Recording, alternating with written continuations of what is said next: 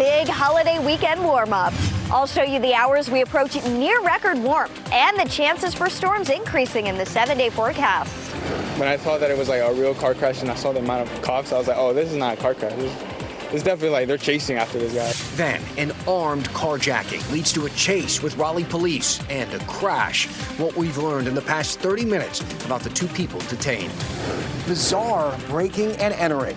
Police say a UNC freshman broke into two different dorm rooms at NC State and stole food and granola bars. Oh boy, a bunch of police over on Pool Road in Raleigh this afternoon. You see how it ended here. We're told two people were arrested. They stole a car, alleged to have stolen a car at gunpoint, then led officers on a chase. Thank you for joining us here at 7 o'clock. I'm Dan Haggerty. All of this happened around 4 o'clock, right when people were getting home from work. WRAL's Aaron Thomas is live in that area. You spoke to a man who lives nearby, right on the corner where this all happened, Aaron. Yeah, we spoke with Josue Fajardo just within the past hour or so.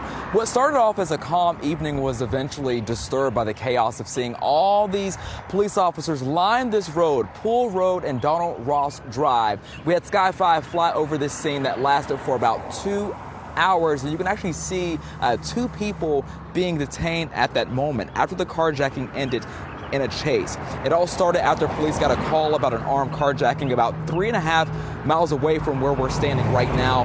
Police tried stopping that car, but ultimately it led to that chase. Josue Fajardo says that he did not know the severity of the situation just steps away from his door. At the beginning, I thought it was like a normal car crash or like something happened, because it's pretty common, like I said, around here.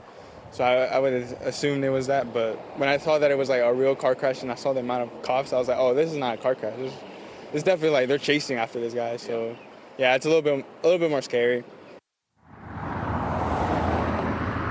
It's definitely scary to see anything like that happen right in front of your doorsteps. Now, police say that another car was hit as this chase took place, but no injuries have been reported. Aaron Thomas, WRAL News, live in Raleigh. And here in the WRAL Live Center, CNN is identifying those two victims killed in that deadly mass shooting at Florida State University. On the left, Robert Morales, and on the right, Tiru Chaba. Both are fathers. Morales was a dining services coordinator at the university, and then Chaba worked for a food services company. We're also learning that Chaba is originally from Greenville, South Carolina. We know that the other victims who were hurt in this shooting are expected to make a full recovery. How sad and senseless. Carly, thank you. So we have Easter weekend upon us here, and it's going to be a hot one. Meteorologist Kat Campbell joining us. We're going to get close to 90 degrees tomorrow, Kat. Absolutely. Both days this weekend, exceptionally warm. 89 Saturday, 88 on Sunday. And this morning was really the last morning you needed an extra layer. Our lows this weekend are in the mid-60s. It stays pretty toasty for Easter Sunday. Even for the sunrise services, we're in the mid-60s. By the time we get to noon, 79 degrees. 88 for the high. Dinner time temperatures are still in the mid-80s, though. In the WRAL Gardens, it's been a beautiful day. We welcomed visitors today as we opened up a whole new section of the WRAL Azalea Gardens on the Centennial campus side of the garden. 79 degrees out there right now. That south-southwest wind, that's what's going to do the trick on our warm-up. I'll let you know when things begin to change and rain creeps back into the forecast coming up. All right, talk to you soon. Let's roll you through some of the big headlines. Here are the 5 things you should know right now. More wildfires are burning in western North Carolina. The largest is the Bee Creek fire. It's burned 800 acres, forced evacuations in McDowell County. More than 180 personnel are responding to this, including firefighters from Montana and Oregon. The fire is only 10% contained. There's no word yet what caused it. A UNC student is charged with breaking into dorms at NC State's campus. Police say 19-year-old Luke Wilkinson is a freshman. He was doing this in the middle of the night. He faces several charges, including burglary and underage drinking. He is currently in jail without bond. Zebulon has another interim town manager, and it's the same guy who filled in last time. Taiwo Jaoba was interim manager until the town hired Gilbert Todd Jr., but Todd resigned last night, calling a recent personnel matter unethical. The town denies this, and so they brought in the old interim to do the job again until they find another replacement. Wilson police say thieves stole hundreds of flower arrangements from 3 different cemeteries. It's been happening since February, if you can believe it. Police arrested a suspect actually in March, but it keeps happening. Now the Wilson Cemetery Commission is looking at adding some security cameras. It turns out the homeless shelter that closed this week in Fayetteville has had some money problems for quite a while. The Salvation Army of the Sandhills started running a deficit last June. The group tells us their staffing agency furloughed its employees and the shelter had to close the next morning. Counties all over North Carolina are trying ways to help people with behavioral health problems. Durham uses unarmed responders. Alamance County has a new facility. Wake County offers mental health help to defendants. These programs help more than just the people in them. They take pressure off of hospitals and off of police. WRAL's Monica Casey got a better look at how a program in Orange County is leading the way. Orange County's Crisis Diversion Center would address both urgent, immediate needs and offer long-term support. A major advantage of this site, the building right up the street, UNC Hospital. Video from Drone 5 gives us a bird's eye view of what will be a wide-ranging center. Orange County commissioners unanimously voted to purchase these 5 acres for $1.35 million. Not closing on this may end up making it cost more in the long run. And I think we really need to jump on this piece of land at the price we've negotiated now. The facility will provide urgent behavioral health care for up to 24 hours and crisis services for up to 2 weeks. Commission Chair Jamesetta Bedford tells me one goal is to take the pressure off the hospital and detention center. It's not where they need to be. These are minor misdemeanor events. They need to be in a facility for a medical situations. In addition to urgent care, the facility will have wraparound services dealing with everything from housing to food insecurity and domestic violence. There's such a shortage of beds across the nation and in North Carolina. So the hope being we can then provide that warm handoff, which is, a nice phrase, but really making sure they have an appointment with a provider, they have medications. First responders can refer people to the center and walk-ins would be allowed as well. Orange County estimates they could see 365 visits each month, including before, during, and after a person is in crisis. While the county closes on this land on June 30th, how to fund the center itself will be part of a broader discussion on the budget. That happens next week. Reporting in Orange County, Monica Casey, WRAL News. Thank you, Monica. Everybody's got an opinion on President Trump's tariffs and his idea that it would revive manufacturing. But instead of scrolling through the comments section, why don't we take a look at what would happen if that actually worked? What if factories did reshore? Manufacturing looks a lot different today than it did 40 years ago. Let's talk about that after the break.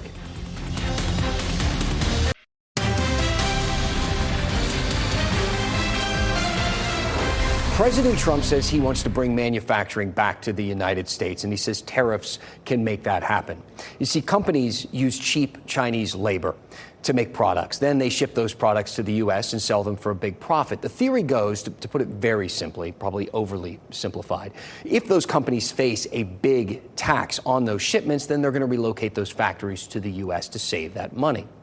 You could poke a lot of holes in that theory, but for the moment, let's suppose it does work. Well, we should talk about what modern manufacturing actually looks like. Back in the day, car plants in Michigan, for example, they employed 30,000 workers to do the job. Today, some factories in China only need 20, not 20,000, 20. A company called Xiaomi runs a facility there producing new smartphones. They make a new one every 3 seconds. They do this with automated machines and AI. They have an EV facility, too, making new cars from raw material to the road every 76 seconds. And they report doing that work with just 20 people and 381 robots.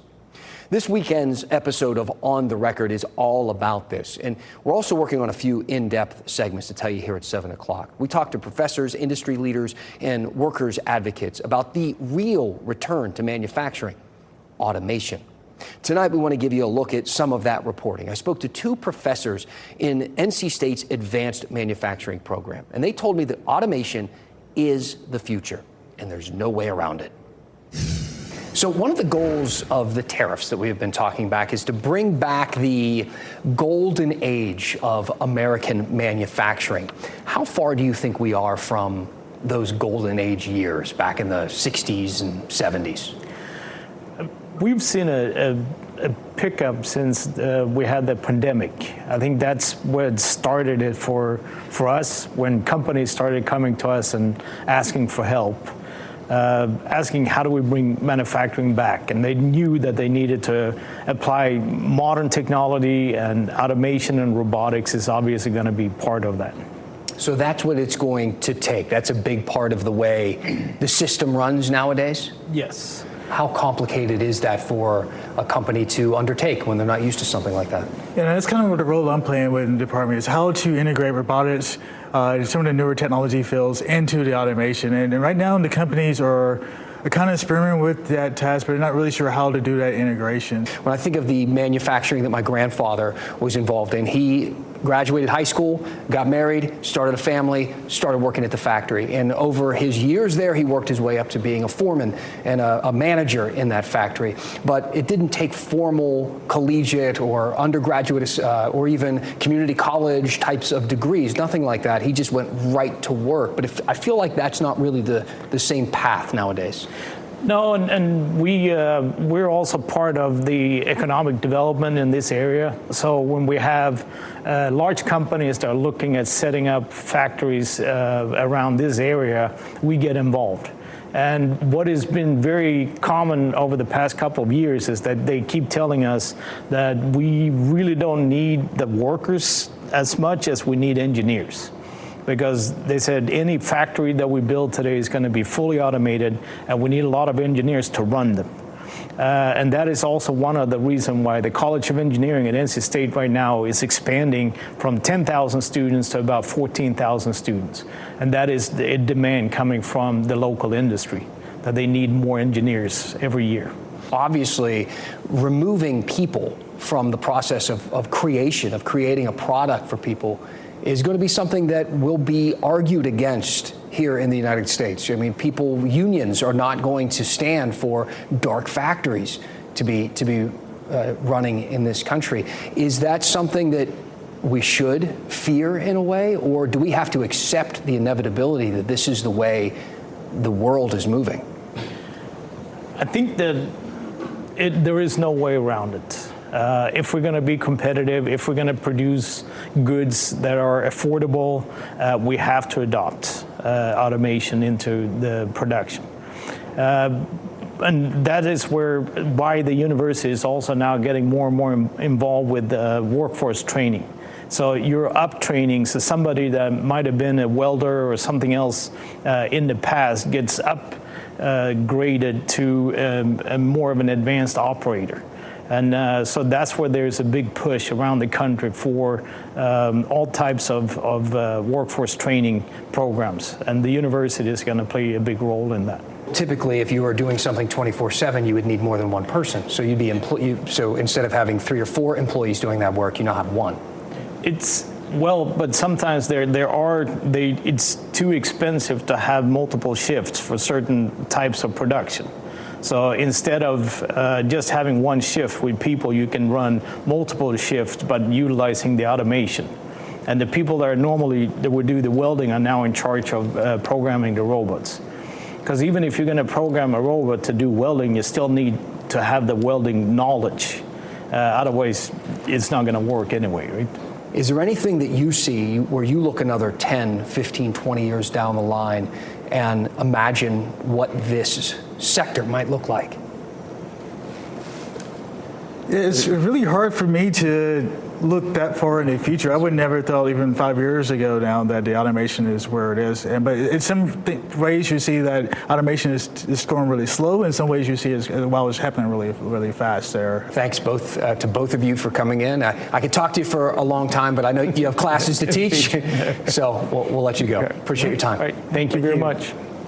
Now, look, this is just the beginning. You know, automation isn't just in manufacturing. It's happening in agriculture, too, the backbone of North Carolina's economy. They're making tractors with nobody in the driver's seat and much more. And this is why our state's universities, community colleges, even our high schools are preparing that next generation to put North Carolina in a position to succeed in this space. We hope that you will tune in for Saturday's episode of On the Record. We take a deep dive into this topic, and trust me, if you have not been paying attention to the advancements they've been making, some of this stuff will shock you. It airs tomorrow at 7 p.m. right here on WRAL. Kat?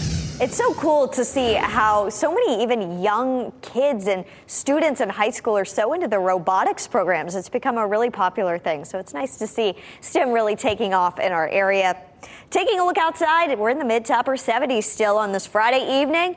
It's beautiful. What a way to end the week and start the weekend. High pressure has officially made its way offshore now. This is significant because this sets up a summer-like pattern. High pressure has a clockwise flow around it, and with that, we have the strong wind out of the south. It's been breezy at times today. We were watching the Whirligig Park in Wilson on our live camera earlier, and the whirligigs were really spinning in the wind. That south wind helps us get into the upper 80s tomorrow and Easter Sunday.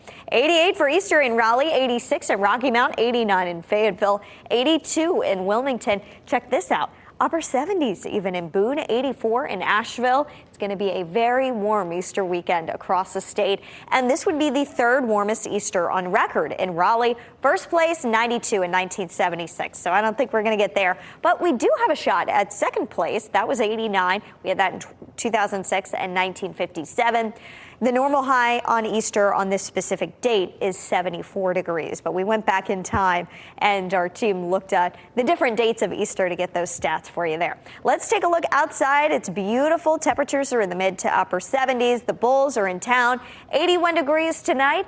And tomorrow night, it's going to be 86 for the first pitch. It gets even warmer. You're going to need a lot of water and a lot of sunscreen if you're heading to the games in the coming days. The pollen count, high pollen in terms of trees and grasses out there. Pine, maple, and oak are some of the predominant issues.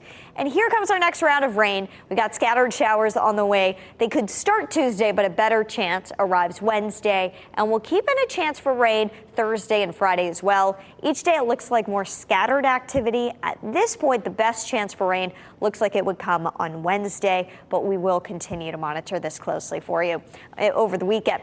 If you've been out to the WRAL Azalea Gardens, we would love to see your pictures. We know so many of you have been out here and visiting with us for all kinds of special occasions. Please share those with us. Go to WRAL.com and search Report It. You may even see some of them on WRAL News. 88 degrees on Sunday, 87 on Monday. We could come close to a record high Monday. And then once we get to next week, storm chances start to climb. No day at this point looks like a washout, but at least we'll have some opportunities for rain after the weekend heat, with so many people getting their yards, their gardens ready to go for the spring summer season. It'll be nice to have some natural rain so you can leave the sprinklers off after the heat. Absolutely. Kat, thank you so much. So it is Easter weekend, of course. So let's jump into the WRAL archive. You ever wonder what happens to all that Easter candy at the stores after the holidays end? What do they do with all that stuff? We did a super serious investigation back in 1995. We'll show it to you after the break. But first, it's now been, 2 weeks here at 7 o'clock without Ashley Rowe? I know, we miss her. So let's check in. There we go. That's what she's up to. Look at that. Ashley's two daughters, Phoebe and new baby Zoe, spending some time together. And I hear they're doing just great. We're back after this. Ever wonder what happens to all that extra Easter candy after the holiday ends? You know, maybe you're one of the smart ones. You buy it while it's on sale right after and save it for next year. Can you do that? And I guess the question would be, will it be safe to eat after all that time? Well, we found a not so serious investigation into that question in the WRAL archive. This story is something else. Thank you for making WRAL your choice for local news. Have yourself a great weekend and a wonderful Easter. We leave you with this, your Friday moment of nostalgia.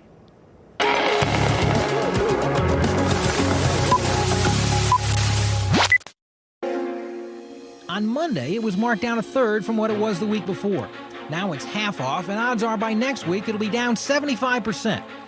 Rumor has it by the 1st of May, the stores will be paying us 20 cents a pound to take their old Easter candy off the shelves. But enough sweet talk. It's time for the bitter truth. Is it safe for our children to eat week-old Easter candy, no matter the price? Or is it just a case of Peeps paranoia? Here at the NC State Food Sciences Department, there are men who've devoted their entire lives to answering this question. We look at candy and food science as a food, and food is nothing more than chemicals. Cocoa butter, milk fat, lecithin added as an emulsifying agent, artificial flavor, corn syrup, sugar, partially hydrogenated palm kernel oil, etc. Okay, so maybe the question still remains, do we really want to eat this stuff? But what's the half-life of a hollow bunny? This would have a shelf life of approximately 1 year. Still, there's a sort of stigma attached with buying Easter candy, and we wanted to find out why. We're doing a serious investigative report about people buying old Easter candy. Okay. There's really no reason for it. I mean, trying to tell a fresh marshmallow cream egg from a stale one is like trying to win a game of 3-egg monte. You just can't do it. Further investigation indicates it's not a product issue, but a packaging one. Come on. It's time to get real. It's time to separate the fat from the fiction. Maybe all the unsold Easter candy just winds up going back to the factory and coming back on another holiday. With a little work, this year's Easter egg becomes next year's Valentine's heart. Bob Langford, WRAL TV5 News.